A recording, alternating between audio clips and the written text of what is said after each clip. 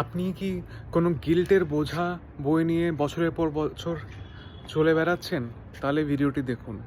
তো আমাদের লাইফে আমরা অনেক কাজ করি এবং কিছু কাজ আমাদের মনে হয় যে হয়তো আমাদের করা উচিত ছিল না, কিন্তু করে ফেলি, রাইট?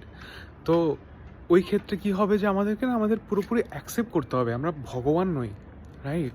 আমরাও আমাদের মধ্যে 50-60 কিছু একটা পার্সেন্ট গুডনেস আছে আর কিছু পার্সেন্ট ব্যাড পার্টও আছে। তো গুড ব্যাড মিলেই আমরা। তো আমাদের সেই জিনিসটাকে অ্যাকসেপ্ট করতে হবে এবং মেবি দরকার পড়লে কোনো থেরাপিস্টের হেল্প নিতে হবে এবং তাদেরকে রিয়ালিটিটা বলতে হবে যে কেন আমরা গিল্ট ফিল করছি, সো দ্যাট আমরা ওই বোঝা থেকে বের হতে পারি নিজে, এবং নিজে আরও সুন্দর জীবন যাপন করতে পারি।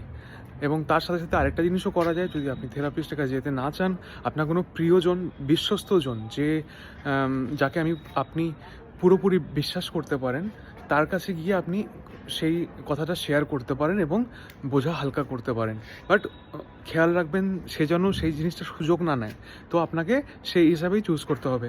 আপনি কখন লাস্ট টাইম কোনো গিল্টের বোঝা বয়ে নিয়ে বেরিয়েছেন? এরকম ভিডিও ভালো লাগলে ফলো করবেন আমাকে।